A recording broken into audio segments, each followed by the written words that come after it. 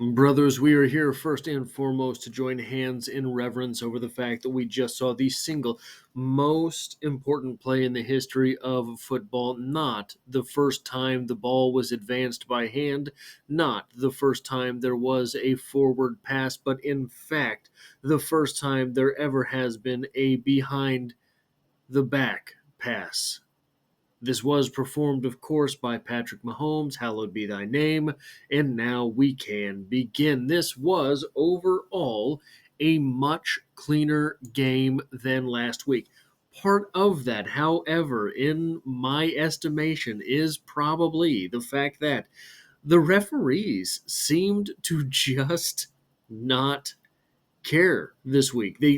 There were a lot of penalties on both sides. The Xavier Worthy long touchdown, that was an offsides.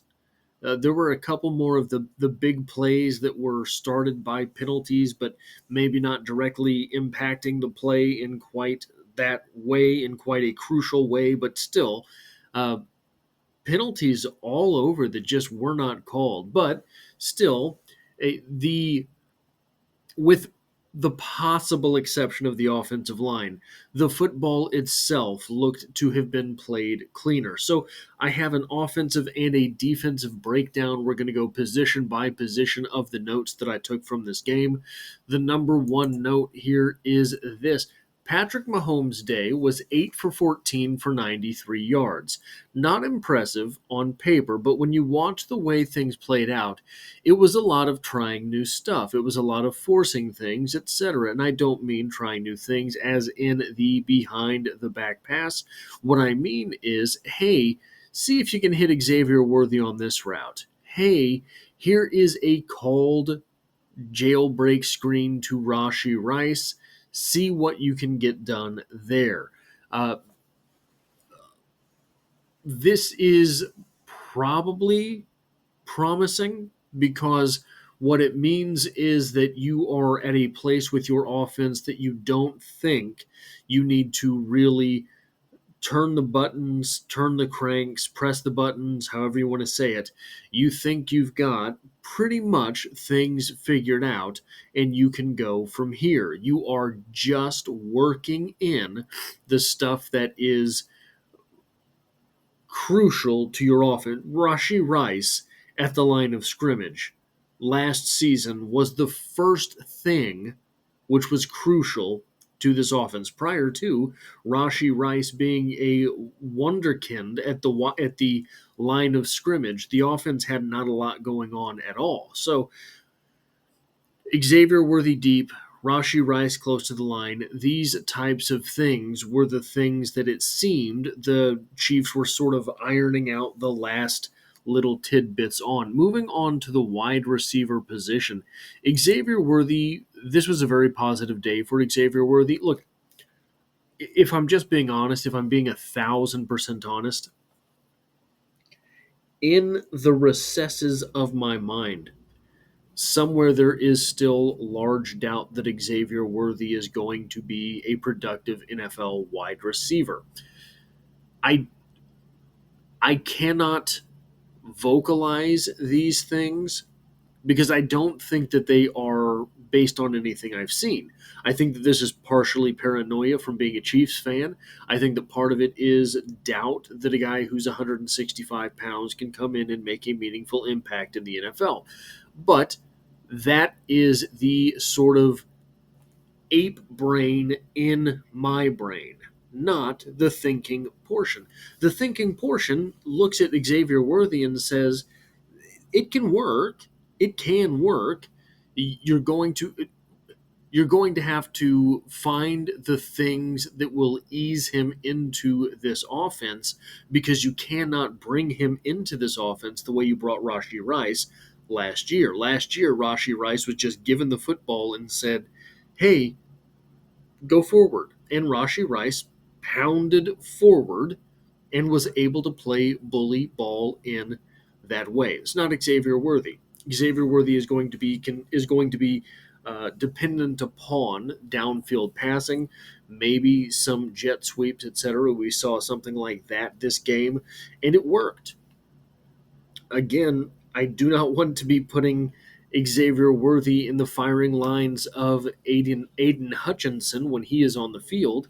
But look, if this is how you get him the ball once in a while to see if it works, this is how you get him the ball once in a while and see how it works. We saw from the video on Kadarius Toney just a couple days ago, the Chiefs like to run the ball with a wide receiver about once per game. So if Kadarius Toney's not going to be here, if Mecole Hardman maybe is not going to be here, and the only guy onto whom that responsibility may fall is Xavier Worthy, so be it. The next thing I have to say about the wide receiver position, the big winner from the Hollywood Brown injury may counterintuitively be Justin Watson. I had not considered that, but it appears that yeah, he's going to be the next guy that sort of slides up and finds himself on the field. But beyond that, he runs vertical routes. He's going to be, that position is a position that is going to be complementing Xavier Worthy. If defenses key in on Rashee Rice and Xavier Worthy, look, say what you want about Justin Watson. He is a decent hand to have in your wide receiver core. Seeing all of the attention go to Travis Kelce, Rashee Rice, and Xavier Worthy, Justin Watson is exactly the type of guy that you hope to be running sort of crossing routes and things, or post routes and things like that down the field. Another thing I forgot to say about Xavier Worthy, the post route where he had a pass from Wentz so nice he caught it twice, the touchdown that he received.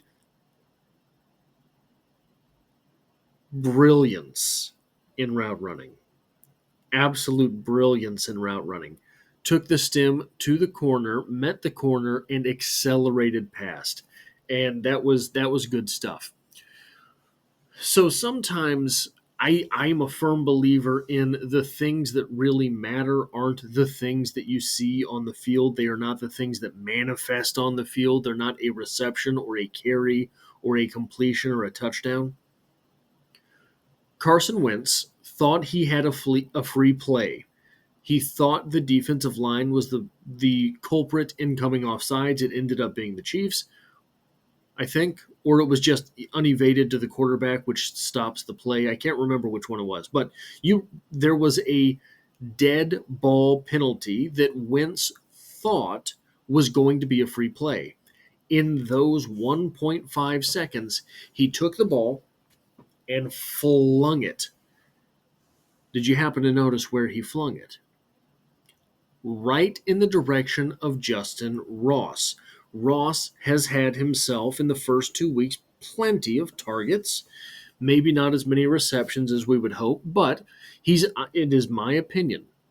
So for something to be that quick a decision on Wentz's behalf, it kind of has to be something that's installed. Hey, XYZ happens, don't think about it, pull the trigger. This tells me he has either made the team or this is how they're trying to figure out if he's made the team. It won't be everything. It won't be a reevaluation of everything that Justin Ross does on the field, off the field, etc.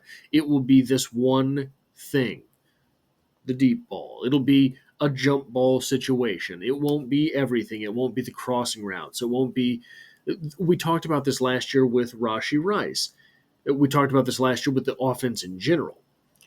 You have to find somebody who's good at something. Last year, the Chiefs' offense didn't have anyone good at anything. So their goal, their mission was to find someone good at something. It ended up being Rashee Rice with the short game. It ended up being Rashee Rice at the line of scrimmage and go. Justin Ross doesn't have to be good at everything. He's not your number one wide receiver. He's not your number two wide receiver or your starting tight end, any of this stuff. If he's staying on the roster, it's probably as the sixth or seventh wide receiver to start the season. He will get opportunities when there are jump ball opportunities. Once he is the jump ball guy, then, well, he's the jump ball guy. The defense knows that. The cornerback knows that. So does Patrick Mahomes. So he becomes the stop and go guy, the guy that you sell the defensive back. Hey, I'm going to run a back shoulder fade here.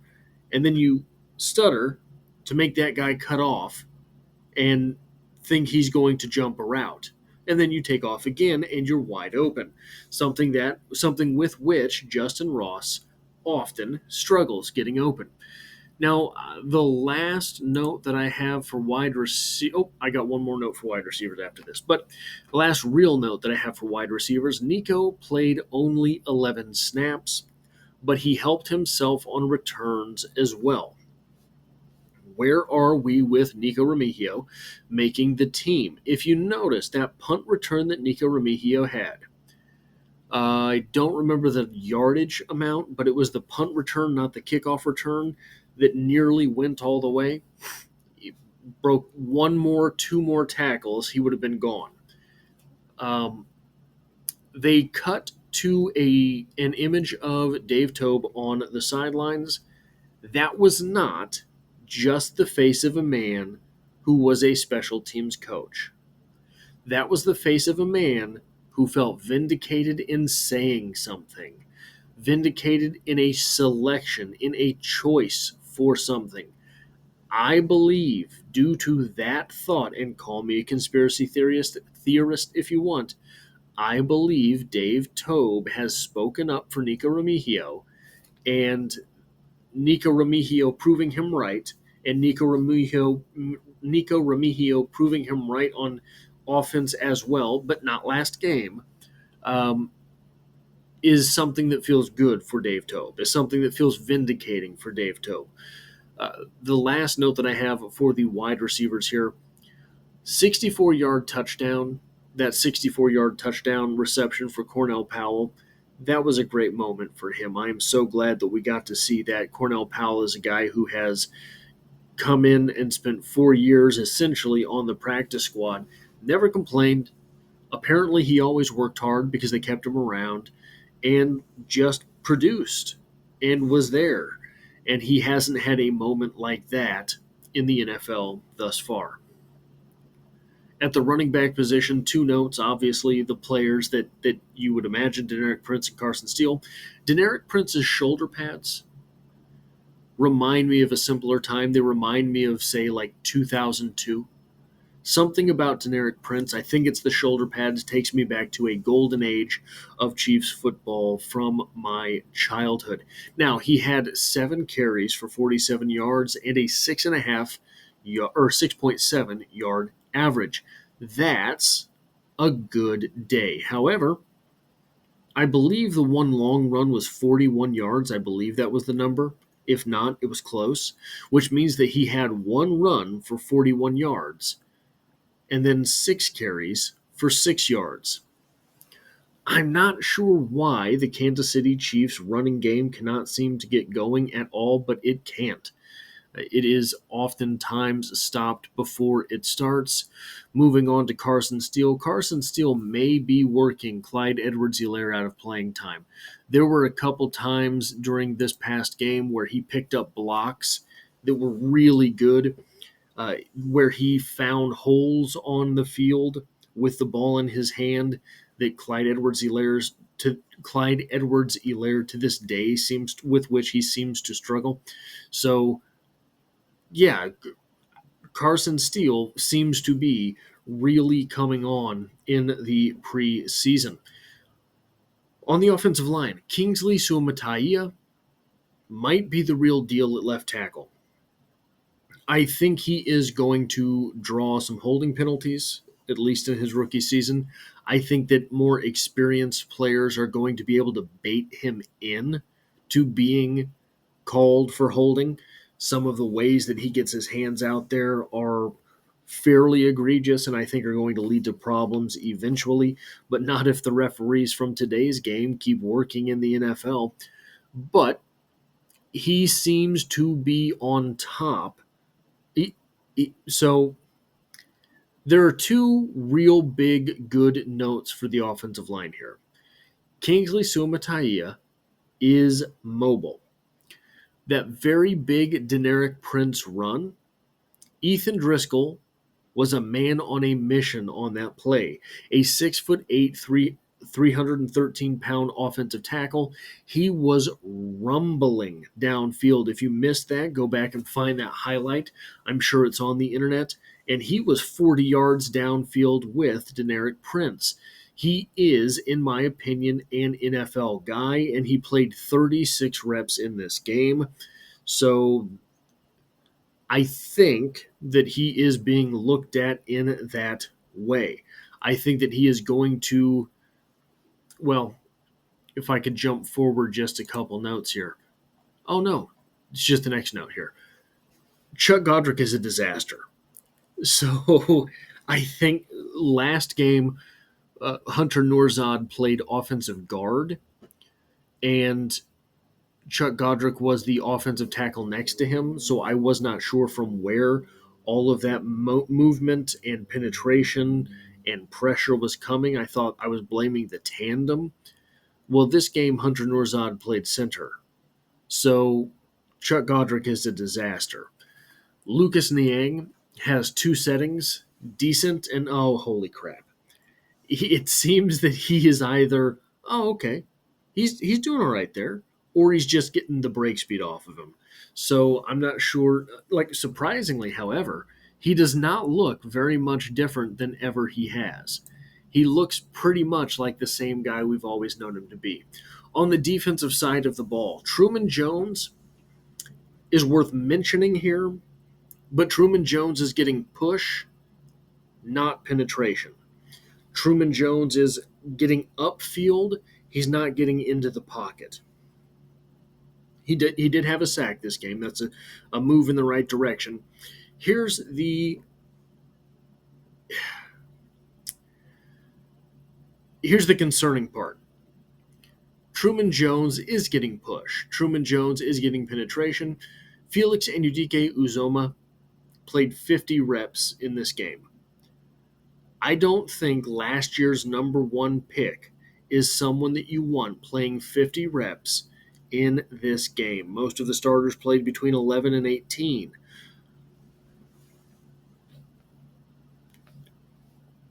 Felix Anudike Uzoma may lose playing time this year to lower players, even than those to whom he lost reps last season. Speaking of, Truman Jones might be on the roster this year. If he is, Owen Carney will be a practice squad guy. He's someone that he looks a lot like Mike Dana and Truman Jones had a baby. He's a little bit quicker than Mike Dana, but he's a little bit stronger than Truman Jones. And if memory serves me, his size is somewhere in betwixt the twain. So I think that Owen Carney, the late pickup guy, might end up on the practice squad this very season. At linebacker, Cam Jones and Curtis Jacobs are real. They're probably not starters, at least not yet, but they are real. They are capable of the speed of the NFL. They are able to read offenses. They are able to do all of the things that an NFL linebacker has to do. And it's just, this is an incredible linebacking core. We saw just last week that Jack Cochran really can play. And this week we're getting confirmation on Cam Jones and Curtis Jacobs. Just absolute madness. And finally, at defensive back, the notes that I have for this game, Keith Taylor and Kelvin Joseph. Keith Taylor played 34 reps. Kelvin Joseph played 50. They're going to make things very difficult in the cornerback room as far as cutting down is concerned. They are the veterans that were brought in this offseason in order to bolster the floor of the group. But guys, they seem to be playing like legitimate corners. So I don't know that you can keep all of them. I don't know that any of them are tradable. it seems the Kansas City Chiefs might just be in the position to have to cut some of these players and hopefully make them or hopefully be there for when they fall through the waiver wires. If they fall through the waiver wires, these two, Keith Taylor and Kelvin Joseph, I don't know if they will. But it is going to be interesting for this off season, for the next couple of weeks, seeing what happens there with the cornerbacks. Speaking of defensive backs, Christian Roland Wallace, who played 34 reps in this game, may be playing himself into being a tradable asset. The same type of thing that we saw with Ihmir Smith-Marsette last year. Ihmir Smith-Marsette leading to the Kansas City Chiefs swapping 7th-round picks. But still, if it's a 7th-round pick between you and name bad team here, whatever team you want to talk about, you're swapping 7th-round picks. That could be as many as 30 spots. As many as 32 spots, but just conservatively, it could be as many as 30 spots. Those 30 spots are something with which Brett Veach can work. Najee Johnson, 7th rounder. Jalen Watson, 7th rounder. Isaiah Pacheco, 7th rounder. In fact, all of those players were 7th rounders in the very same draft. So he is able to find things there. If I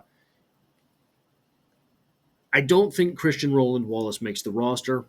I don't know if Christian Roland Wallace makes the practice squad. I don't know if he passes through waivers. It may be safer to just try to trade him. And then Jaden Hicks, final note that I have for this game. Jaden Hicks played 31 snaps. I would not play him at all next week. Do not risk it, especially if Justin Reid is not going to be available for the regular season opener. Jaden Hicks has proven that he will be a very valuable asset to this defense. Those are all of the notes that I have for this, the second of 3 preseason games for the Kansas City Chiefs as they fell to the Lions. If you like or appreciate what it is that I do here, hitting the like button really does help me out, as it tells YouTube to share this video with other literature lovers. And if you find yourself here other Kansas City Chiefs fans, and if you find yourself here by chance but not design, the Chiefs are the only thing that I talk about on this channel. So consider hitting the subscribe button to stick around for more.